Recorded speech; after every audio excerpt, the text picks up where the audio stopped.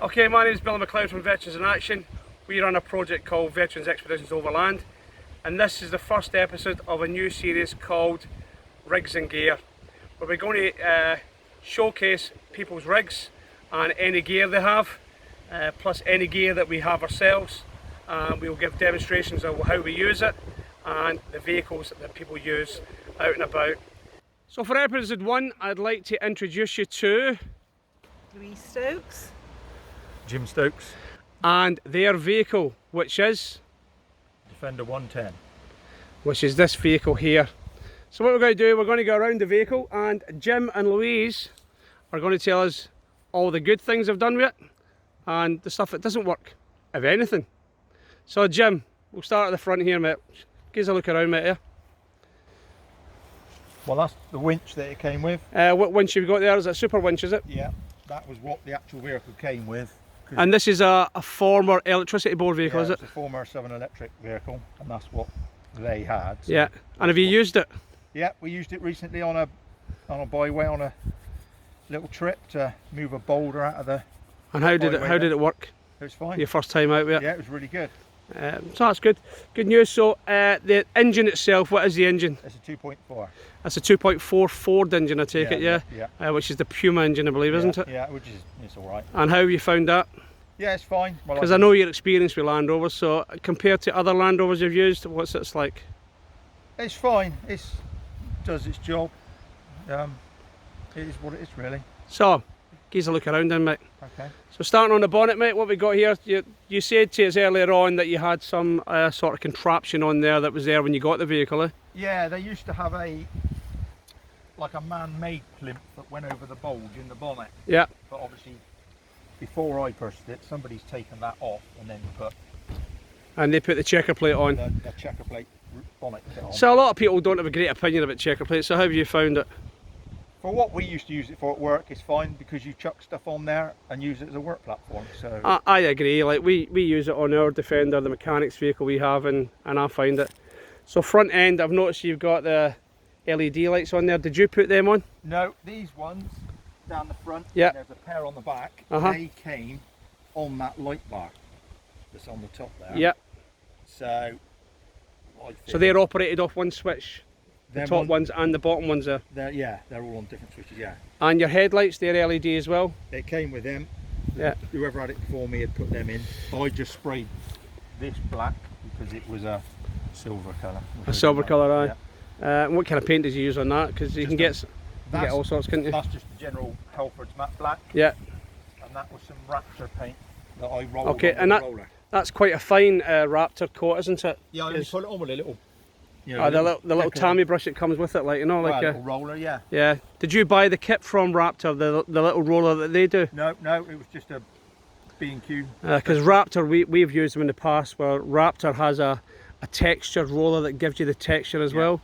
So it's a very easy kit to use, like we've used it on bumpers and stuff like that. Alright, going into the cab then, mate. So we're in the cab. So first we'll come to, actually we'll look at here. So you've got Expedition Overland, which is a series from the US, I believe. Yes. He's got all the Gucci gear, and I think it's Toyotas in it. Yeah. And I noticed you've got an Overland Bound one there as well. From Salisbury Plain. So Overland Bound, you're a member of Overland Bound? Yes, yeah. And yourself, Louise, as well. You're both members of. What's your number, mate? Or you got it on your hat there, aren't you? 5167. Oh, there, 5167. And the normal brass badge you get for that, that's what you said is on your other Land Rover, eh? Yes, yeah, that's on a different vehicle at the moment. Now we'll go to the logos as well, because I noticed you get a logo on the door. And I commented on this when I seen it earlier on. It's like a Viking runes, isn't it? Yes, yeah. And you said to me you think it's a clock? I think it's yeah, I think it's something. And I noticed the Viking you've got on your cubby box as well. Well, I got Viking in me blood, so. Aye, well, it's good to have a little Viking. It's always good to have a little bit of Viking in you, isn't it? Absolutely. Right, so cab-wise, what have you done in the cab, mate? Just stripped it out and redone it, reupholstered the seats. Yeah. Redone all the carpeting myself, just. Is that 4-stretch carpeting, is it? No, that's just general camper van. Is it? Yeah, that's what we kind of use on our vehicles, isn't it? Yeah. And it's like, is it the 6-way stretch one? No, it doesn't stretch at all. All right, okay. We use a 6-way stretch one, which comes with the adhesive already on it, but we have used the spray adhesive as well. The stuff we get with the adhesive on the back isn't a stretch. Okay, alright, so you spray on, spray. So navigation wise, I see you've got a navigation there. What do you use? I think you mentioned the Samsung. I've got an old Samsung tablet. And what program are you using on that? The View Ranger. View Ranger. Yeah. We've been kind of toying with different things, like we use a company in Spain, it's called Navigator. They're fairly expensive, but they're pretty good. I think ours came uploaded with 32 different countries on it. So, and when you set it for off-road, believe me, it'll take you down the smallest track you can believe possible. Some that don't go very far, like, and you end up in some states, like, but in general they're pretty good. And we also use Gaia GPS, like, it's not so much in the UK, it's a big thing in America, but it's starting to come over here and it's starting to get better. So, side bins. So what you got in there? I noticed you got looks like a diesel heater there. Yeah, there's a diesel heater in there. What is that? Make is that? That's a EVA Spatcher one. Yeah. Which these vehicles generally come with from when they were electricity powered. Did you service that yourself? No, I got a bloke to service the heater. So I found a bloke on the internet who's sort of. We may need that contact from you because we've got what you want to have a look at. And that's just full of oils and bits and pieces in there. Do you find when you're out in the plane, if you're in water, does that fill up? Hopefully not. It did in the past, but I've hopefully blocked any relevant holes up. Okay, good. Side bins, like, is we use them ourselves. So what do we keep in here? So I noticed you got that in a kind of ratchet struts there. That was just quite a good setup, isn't it? Yeah, that's just me with too much time on my hands, I think. Yeah. Did you buy them? Did you? What? The ratchet stoppers here. No, this is original to the truck. Oh, is it? Aye. That is the original colour of the top. All right, aye. Green. Oh yeah, of course it is, aye. And you just got all your little straps and stuff in there, like and then it jump leads, all that kind of stuff. Down in there, it's full of tools. Silky saw there, is that silky? Is it? Yeah. Litter pickers for doing litter picking. That's got to be done, mate, isn't it? Sick of seeing the rubbish out when we're out driving about. Eh? Yeah. It's something that Overland Bound's big on, isn't it? Like picking up litter and stuff like that. Yeah. And that's something we should all promote as Overlanders, like looking after there and leaving no trace behind us, all that type of thing. We all kind of adhere to that as Overland Bound. We're members ourselves, and we think it's a big thing. I know they do have regular litter picking events, don't they, where they go out and they clear up tracks and stuff like that, which is great to know. Okay, coming around the back end, mate. Well, while we're here, mate, wheels and suspension, you haven't really changed much on that, have you? No, this is a 3.5 ton Defender, and it came with those wheels on and them silly spacers. Which are they alley wheels or steel? No, they're alley. They're alley, are they? So, and you've not done anything with the springs or suspension at all? As poly bushes, nothing like that? No. Okay, mate. I mean, like, what they come with as standard is good enough anyway. Like, you know, like people just like to upgrade their vehicles. There's a Land Rover thing in it. Let's upgrade everything, like, you know. So in the back, I'm looking at the little bumper there, the bumperettes you've got there and there. Yeah, they were on there. Yeah, they're quite tidy as well, aren't they? Yeah. So we're going to go around the other side first, mate, because there's more to see at the back, isn't there? And then we'll go through that in a second. So come around to the other side of the vehicle. Side bin again. What's we keeping this side bin? Just got a gas bottle in and all bits and pieces, like stuff. Yeah, you get recovery gear in there and stuff like that. Stuff, yeah. Yeah, straps and stuff. All in and bits and pieces. Now this window here, this is just a window, isn't it? This doesn't actually open. This one, does it? Yeah, this had a flap on like the other side, which I've taken out. That's a piece of ply with a sheet of aluminium glued to it. Yeah. That window cut into it. Is that like a caravan type window type thing? Yes, yeah. Yeah, just a slight window. Another little addition I've noticed are the steps on the side. These are the things that used to get on the side of a truck and stuff like that. Yeah, they've only just gone on recently, just so I can get up to my roof bars up there. And on the roof bars, I noticed you've got a kind of solar panel up there, just a couple of roof bars. What are you planning on putting up there? Just, I carry, at the moment, I've got like a windbreak and an awning and stuff, which is in a bag. I just put that up there. Okay. Rather than carrying it in the back. And I know we're bypassing it here, but while here, we're looking at the ALU-CAB here. Some of you, if you've heard of it, you know how good this is. But we'll go through that in a second, and Jim will give a demonstration on that. In the front, battery-wise, what have you got in the front? It's got 2 batteries under the passenger seat. It's got the standard Land Rover battery. There's an additional battery, which is for the winch, and the lights, and the flash, because it's got the original flashing beacons. That were in there. They're all still in there, so that's it in there. And steps as well, I notice. So let's have a quick look at the ALU-CAB, and then you can demonstrate it for us and show us the back of the vehicle.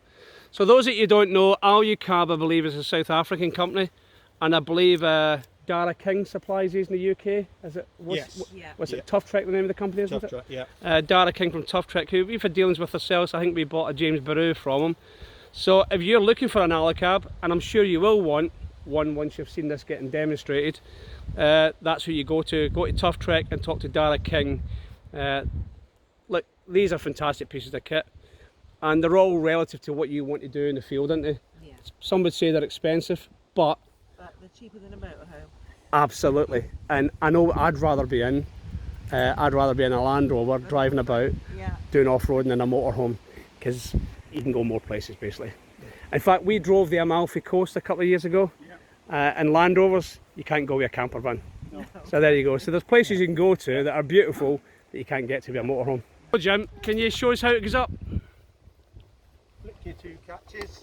So this is the ICARUS from Tuff Trek, isn't it? Not Tuff Trek, Tuff Trek in the UK, but it's made by ALU-CAB. Yep.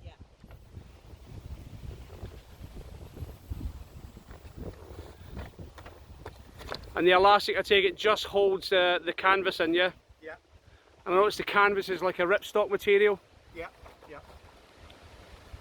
And that's basically the setup of the tent. To set the bed up, can you show me how you set the bed up? You've got 2 hatches. Yep. One there. And that's on gas struts itself, have you noticed there? Yeah. Yeah. And then that one's exactly the same. So to get in and use your cab, you just push that up? Like that. And it just goes up slowly in the gas struts, yeah? Yeah. This is the bed. I'm going to come up, mate. So there we go, there's the bed. Now, my first impression of it is, mate, if I'm honest, it's quite narrow. But that's expected, it's got to be the width of the vehicle, isn't it? Yeah. So, do you keep your bedding on, Jim? Yeah. Or do you put your bedding away normally? No, it all stays on there. You just bring it away from the side a bit, put the pillows down the middle. Yep. And I take it that's to let the sides come in? Yeah, and just give you a bit of play, and then that will shut. And this is, I've noticed it's padded at the top, so I take it that's insulated up there? Yeah, there's polystyrene under there. Or yeah, whatever. So that's all insulated.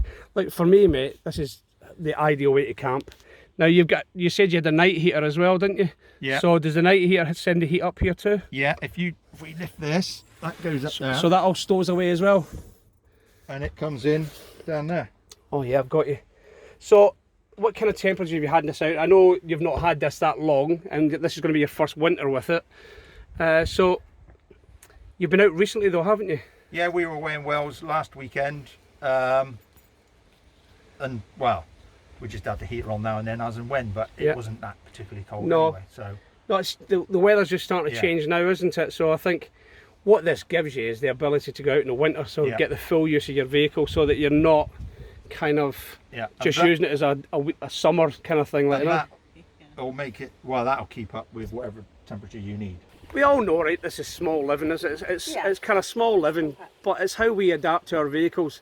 I think looking up at your headroom you got there, it's huge, isn't it? So there isn't really a part of the vehicle you can't stand up in, isn't it? And if you're moving daily, it's easy. Well, it's the packing up. So we've just seen you putting up the tent. So in reverse, is it just as quick? Yeah, well, demonstrate that. We'll demonstrate that in a second. What I want you to do now is talk me through your kitchen setup. This is a gas hob sink combo that we purchased. And the gas bottle that you've just showed me in the side bin, is this permanently connected to that, is it?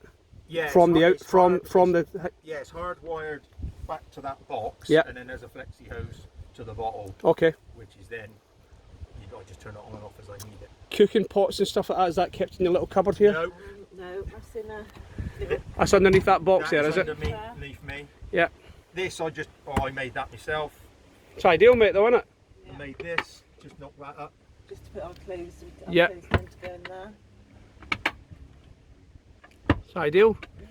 The little fold down seat we got here, is that something you made yourself? No. Because I've not just noticed the little adjustable legs and all that on it. That's I think it's a say, a Series 3 bench seat. Okay, I thought it looked similar. Yeah. I've just put the silly little legs on it. Yeah. But it's ideal that though, isn't it? Yeah. Brought some memory foam, made up the cushions. Yeah, and the seats themselves. Louis And done your that. other cupboard there? That is That's the ladder. food, Yep. Ideal. And that's knickknacks. all, That goes down a little way. There's bits and yeah. pieces Washing in there. stuff, towels. Yeah. I say all your kitchen pots and stuff like that are underneath there, yeah? In there. That's an ideal little box as well, isn't it, Jim? All the kitchen stuff's down in there. In under my legs. Oh, there's another little It's the loo. Portaloo. Which we slide which is down. ideal, because the biggest thing about getting females out on yes, camping that's is very we want a proper toilet, don't we? Oh, Like, yeah. and that's nothing ideal.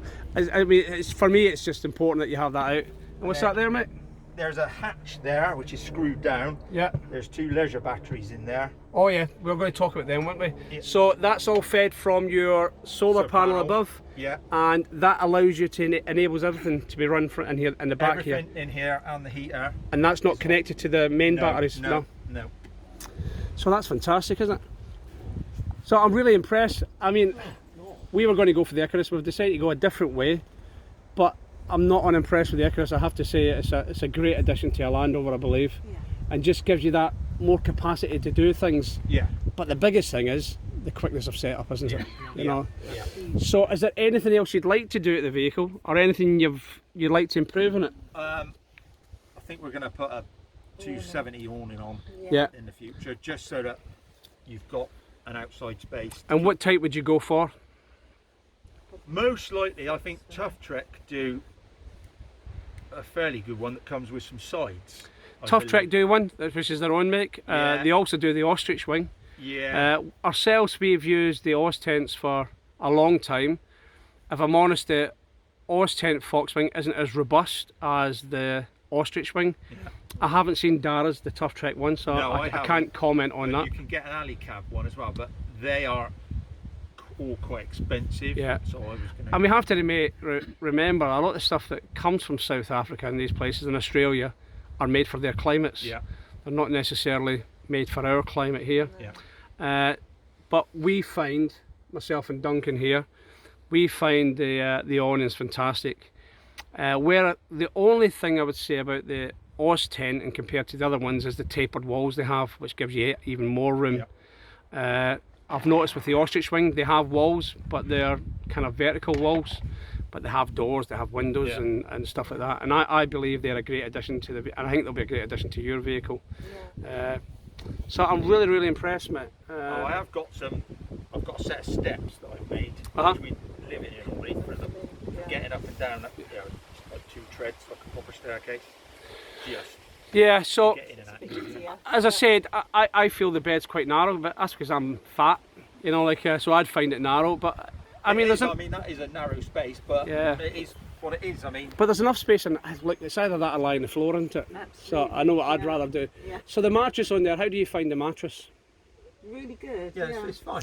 Because it's about a 3-inch mattress by the looks of it. yeah, I think so. Yeah. Is it memory foam? It is memory foam. Yeah. That's ideal then, isn't it?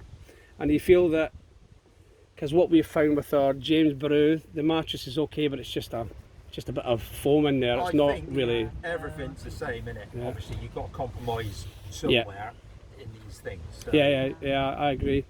And I know it's just looking through now. You got CB there as well. Yeah, I got a CB for doing the byways. And reversing cameras that. Yeah. Yeah. You don't want to damage your pride and joy. Yeah.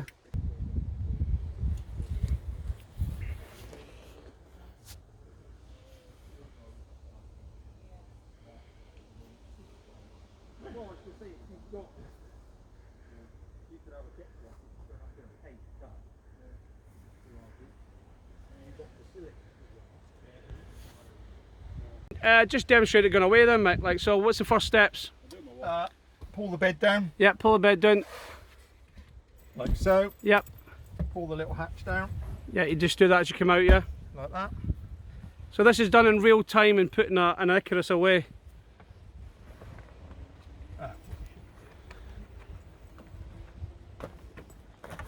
Put the little elastic round.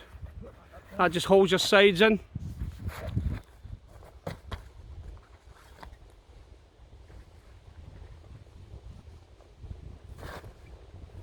And it's just, I think, ensuring that the canvas goes in as you pull it down, yeah? Yeah. On both sides. Just like to tuck in nice. Very simple motion, isn't it?